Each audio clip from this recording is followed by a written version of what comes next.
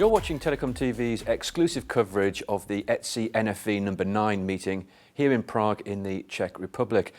And joining me now is Martin Taylor, who is CTO of Metaswitch. Martin, nice to see you again. You've come hot foot, I believe, from the OP-NFV event, which is also taking place around the corner here in Prague. How does that fit in with what ETSI is doing here with the ISG? Well, OP-NFV and the ETSI NFV activity are quite closely related. I think the network operators who started the whole ETSI initiative recognized that open source was a really good way to move things along and get practical implementations going on. So a lot of the same people involved in ETSI NFV are also involved in the Open Platform for NFV open source project.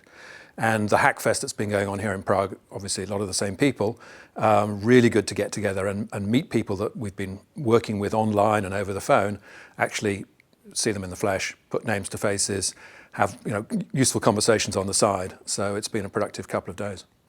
Is there some degree of, not necessarily confusion, but complexity involved for service providers who now are faced with a lot more organisations and the open source organisations and bodies, and they're having to ensure that they are correctly focused on a number of different fora? Yeah, I mean, there are obviously a lot of moving parts to NFV generally, and I think network operators need to be clear about what they're trying to accomplish by engaging with the various different groups. I think what we're seeing in practice is they're working with NFV in their own labs. They're identifying the gaps that they can see are there and using that to guide their decisions about where they actually need to start, press the industry for new stuff to happen. So I think their engagement is guided by their practical experience rather than a sort of a mindless need to just be part of everything that's going on. And you mentioned that they're looking at their own experience. Are we seeing the right level of collaboration amongst service providers? Are they speaking with one voice on this, or is there still a lot of separate voices all after something slightly different? Well, I mean, the whole thing is a collaborative venture, right? I mean, the NFV initiative was kicked off by a group of 30 network operators who were subsequently joined by a whole bunch more. It's been collaborative from the outset. Now, the collaboration has been around the requirements and the need to drive vendors and the industry to do stuff. Whether that will be followed up by collaboration in terms of actually what they build in their labs, I think, is another whole question. There are certainly groupings within the industry, certain classes of network operators who do historically, have collaborated a lot. Like, for example, the cable operators in North America, have always exchanged notes through cable labs. So I think, we will definitely see some collaboration of that kind around the practical business of implementing NFV. But OP-NFV, ETSI NFV, they are very much collaborative activities, and there's a lot of sharing that goes on. And this sharing will extend to best practice as well. What they're actually finding that's happening, it's working for certain operators, might be conveyed to the others and other rival operators. Possibly. I mean, we mustn't forget that a lot of these operators are actually competing with one another as well. And so, they will be developing their own differentiators, if you like. And if an operator feels it's done a really good job of implementing an NFV platform and that is giving it a competitive edge in the market, it's not likely to share that with other people. But certainly the collaboration is happening at the level of the basic foundations. So an OP-NFV, is designed as a reference platform. So it's a great starting point, but it's a starting point on which then people will build differentiation. Right, that's great. As we see service providers consolidate, because there's a degree of consolidation going on in the industry at the moment. It's not massive, but there are signs of that, and signs that it may be picking up speed. Will this speed up the requirement for implementation NFV? Will it have any effect on NFV and virtualization, or are these two things separate? I mean, to the extent that when network operators merge, often that creates a period where nothing much happens while they sort themselves out. That has the potential to slow things down. I don't think the need for NFV goes away just because arguably there are fewer players in the industry. I mean, it remains an incredibly competitive marketplace. It's tough for everyone. Margins are low and tending to shrink. So anything that helps improve service innovation, reduce cost base, and so on is to be grasped eagerly. And NFV absolutely falls into that category.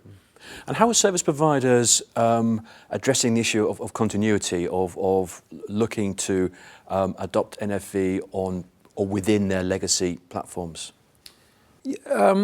So I think it depends what you mean by legacy platforms there. I mean, service providers have typically an IT infrastructure which is running cloud and virtualization today. They also have a whole bunch of physical network functions that are doing the traditional business of the network. What NFV is really all about is when you are augmenting the network or building out some new capability, doing so with software running on a cloud infrastructure. And a lot of network operators are looking to their IT expertise and to adapt that. Now, that's not to say that the IT cloud is immediately ideal for NFV, but it's certainly a good starting point. So we're seeing a lot of network operators is essentially importing expertise from their IT shop into the network side of things because those guys know how to run apps in the cloud, and that's what NFV is really all about. So by that you're talking about the core network. So because we're also seeing a lot of announcements at the moment in the mobile field about bringing virtualized functionality to the core network. Yeah, I mean, virtualization, can apply to any part of the network. I mean, we're seeing this in the customer premises. We're seeing, the concept of virtualized CPE, where you have a box, you have a single box in the customer premises that can be multi-purposed by installing virtual appliances on it. It applies to IMS and other, an EPC and other core network functions as well. So, it runs right throughout the whole basis of the network. Where you start, I think, really depends on your assessment of, how easy is this and what are the returns. And as we are into phase 2 of ETSI's NFV work, 6 months ago we were starting that phase 2 work. What are you, as a vendor, what are you looking for? What are you hoping that this meeting is going to achieve? Well, the meetings are, continuing to improve the industry's shared understanding of what NFV is all about and what the gaps are. So, phase 1 established a really good baseline for that.